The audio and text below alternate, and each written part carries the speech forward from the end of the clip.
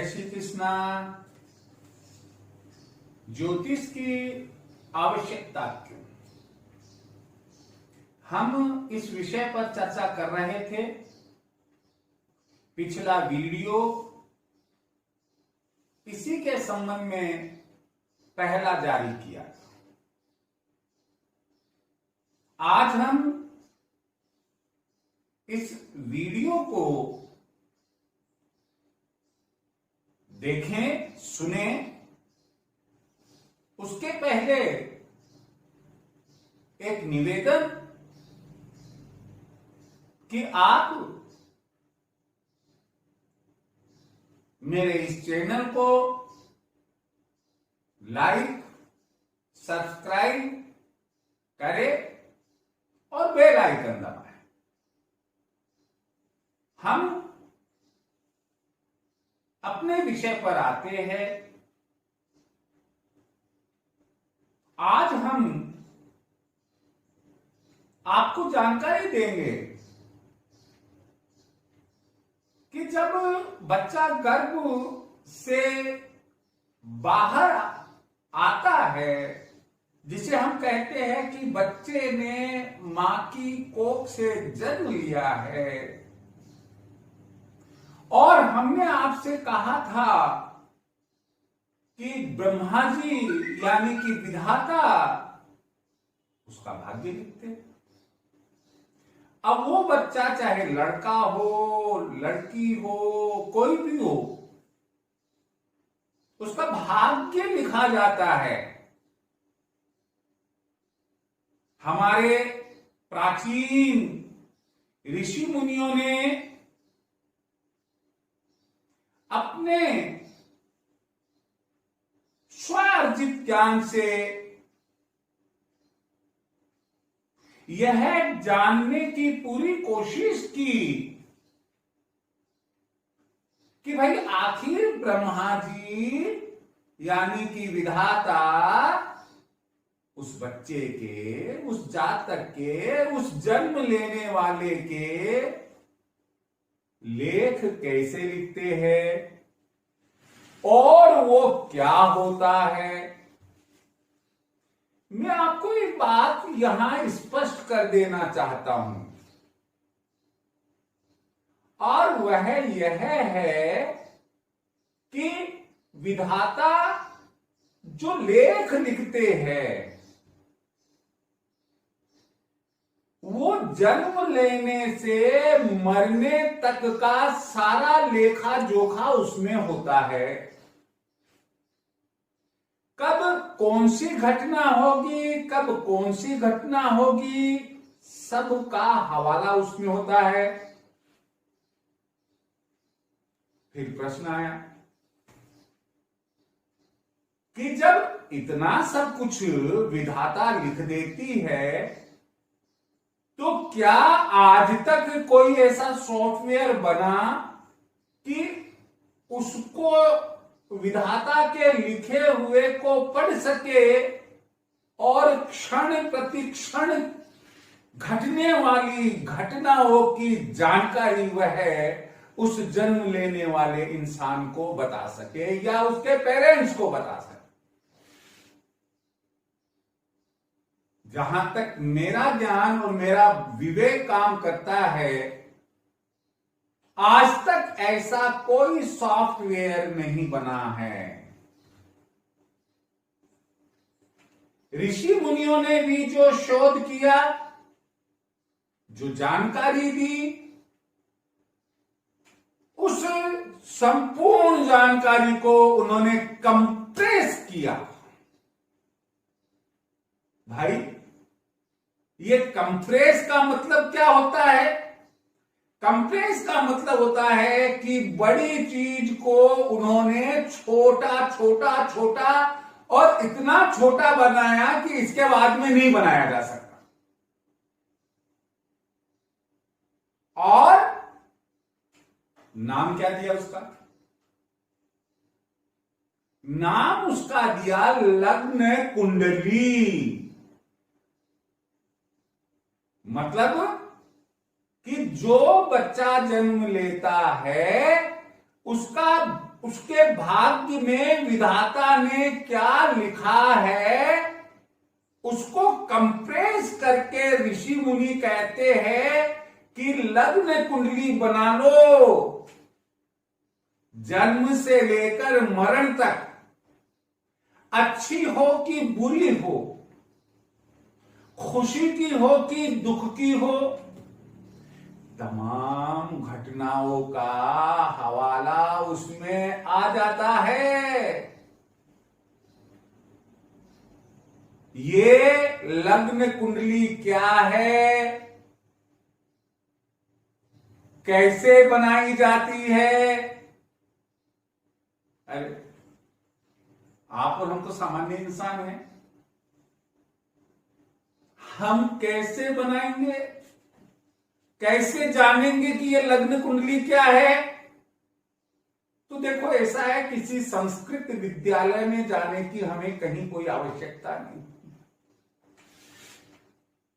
वर्तमान में तो छोटे से छोटा बच्चा भी इतना एक्सपर्ट हो गया है कि वो लूडो का गेम खेलता है और ना मालूम कौन कौन से गेम अपने आप मोबाइल पर चला लेता है।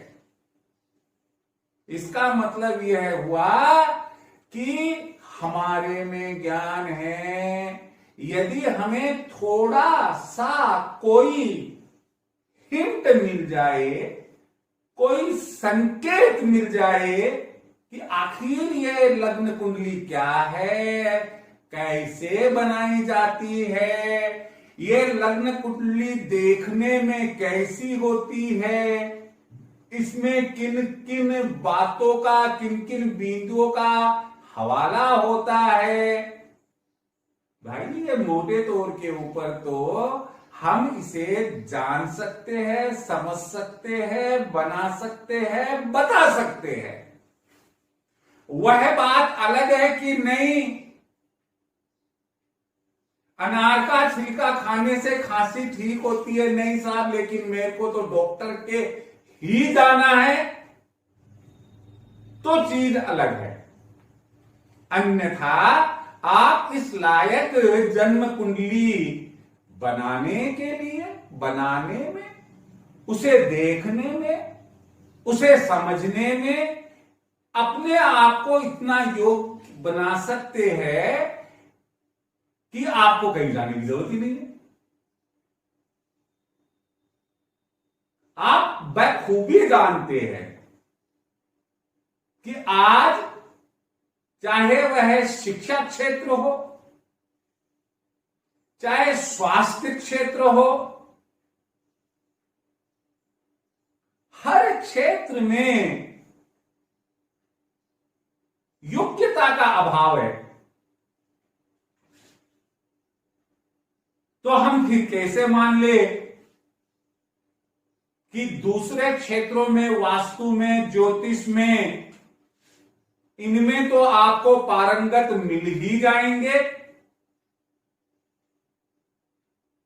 कोई बात नहीं है, आपके पास बहुत विश्वसनीय विद्वान व्यक्ति है जिसके कांटेक्ट में आप आते हैं, लेकिन कुंडली को बनाना, देखना, जानना, अरे भाई इसको सीखने में कहां क्या बुराई है?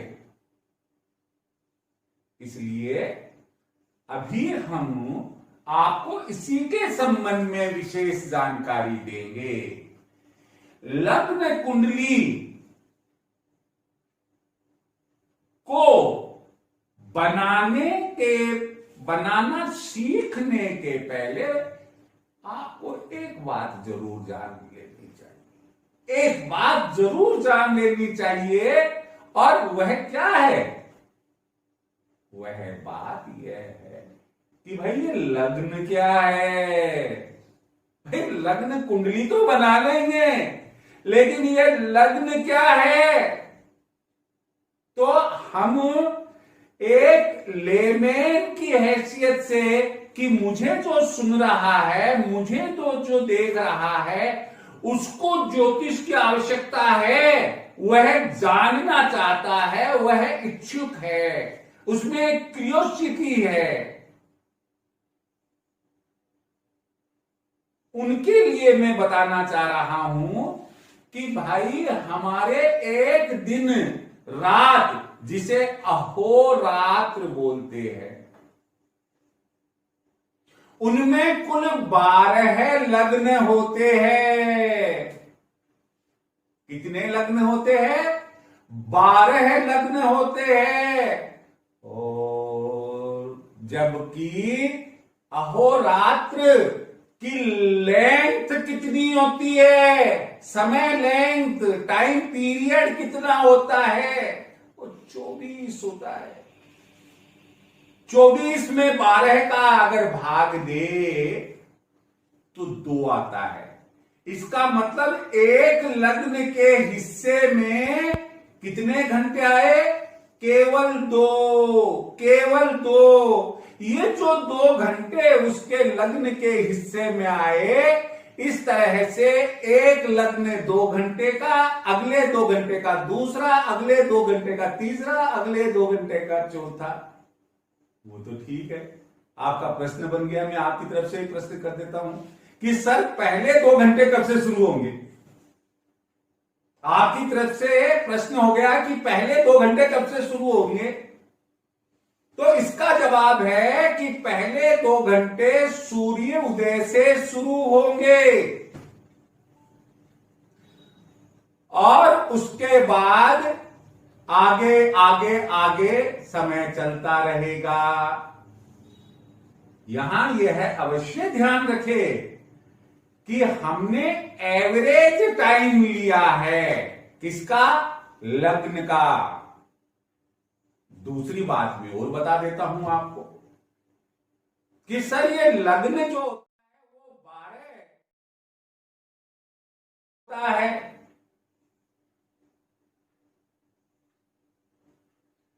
तो ऐसी परिस्थिति में हम कैसे जानेंगे कि पहले लग्न को किस नाम से पुकारा जाए? अगर किसी मां के 12 बच्चे हो तो उनको 12 अलग अलग नाम तो मिलेगा ना, तभी तो वो किसको बुलाना चाहती है वो आवाज लगाकर उसके नाम से पुकारेगी। आपका प्रश्न सही है क्या कि ये 12 है, नाम हम कैसे देंगे? यहां मैं राशियों का परिचय देने के पहले ही यहां बता दूं कि हमारी भारतीय ज्योतिष में जो इफेक्टिव राशियां है वो 12 है। कौन कौन सी है? मेष, वृषभ, मिथुन, कर्क, सिंह, कन्या, तुला, वृश्चिक, धनु, मकर, कुंभ और मीन। ये 12 राशियां होती है। सूर्य जिस समय उदय होता है वह जिस राशि में भ्रमण कर रहा है, सूर्य जब जिस दिन जिस समय उदय हो रहा है उस समय जिस राशि में भ्रमण कर रहा है, लग्न कुंडली में हम कहेंगे कि उस लग्न में जातक का जन्म हुआ है। मान लो चौथी राशि में सूर्य भ्रमण कर रहा है और चौथी राशि कर्क राशि है, तो हम कहेंगे कि बच्चे का जन्म कर्क लग्न में हुआ है। और क्यों? कि अगर उसका जन्म प्रातःकालीन उस समय हो रहा है जिस समय सूर्य उदय होता है, तो ये कर्क लग्न में जन्म कहलाएगा। और उसके बाद तो लग्न बदलते रहेंगे और बदलते रहेंगे तो स्वाभाविक है कि अगला जो लग्न आएगा वह कर्क के बाद में सिंह लग्न आएगा, कन्या लग्न आएगा, तुला लग्न आएगा और इसी क्रम में आएंगे। तो यहां मैंने आपको अभी जानकारी दी कि 12 लग्न होते हैं, 12 राशियों के नाम से लग्न का भी नामकरण किया हुआ है। सूर्य जिस दिन बच्चे का जन्म होता है, उस दिन सूर्य उदय जिस समय हो रहा है, उस समय जिस लग्न में हो रहा है, वह उस लग्न से आगे के लग्न गिने जाते हैं। आजकल पंचांग के स्थान पर बहुत सारे ज्योतिष के कुंडली बनाने के सॉफ्टवेयर भी बन चुके हैं और उसमें केवल टाइम डालने पर हमें लग्न कुंडली मिल जाती है। आप कहेंगे कि सर जब ये हो जाता है तो फिर हमें कहां जरूरत पड़ रही है? भाई जरूरत तो सभी है। जो हाथ से हम बनाकर सीखते हैं उसकी इंपॉर्टेंस और जो बना बनाया कंप्यूटर हमें देता है, जमीन आसमान का अंतर होता है। आपको पंचांग की सहायता लेकर लग्न देखना चाहिए, उसका शुद्धिकरण करना चाहिए, जातक का जन्म कौन से लग्न में हुआ है देखना चाहिए और उसी के आधार पर उसी की सहायता लेकर आपको लग्न कुंडली का निर्माण करना चाहिए। मैं यहां आपको स्क्रीन पर लग्न कुंडली का एक प्रारूप दिखा रहा हूं ताकि आपको ये कंफर्म हो जाए, आप उसे सिंसियरली देखकर यह जान ले कि ये जो लग्न कुंडली है वह कैसे बनती है। पहली बात, यह वर्गाकार या आयताकार होती है, जैसा कि आप देख रहे हैं। एक कोने से दूसरा कोना और इसी प्रकार से बाकी के दो कोने आपस में तिरछी रेखाओं से मिले हुए हैं। नतीजा, उस वर्ग या आयताकार चित्र के 4 भाग हो गए। हर लाइन के मध्य से पुनः तिरछी लाइन खींचकर दूसरे लाइन के मध्य को मिलाते हुए चारों लाइन के मध्य बिंदुओं को मिलाया जाता है। फिर हम गिनते हैं तो हमें मालूम पड़ा कि जो खाने बने हैं वह ऊपर ठीक बीच में खाना जो है वहां से गिनते हैं और एंटी क्लॉकवाइज चलते हैं तो हम गिन पाते हैं 1 2 3 4 5 6 7 8 9 10 11 और 12। तो ये जो खाने हैं ये क्या होते हैं?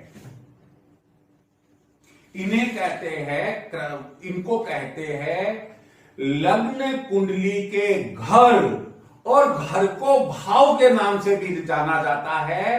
कुंडली के ऊपर टॉप पर जो बीचों बीच का खाना है देख रहे हैं आप, वह प्रथम भाव होता है। अरे भाई ये प्रथम भाव होता है, क्या बताता है? हम क्या सीखते हैं इससे जातक के तन यानी कि शरीर की बनावट आदि के बारे में जानकारी प्राप्त होती है।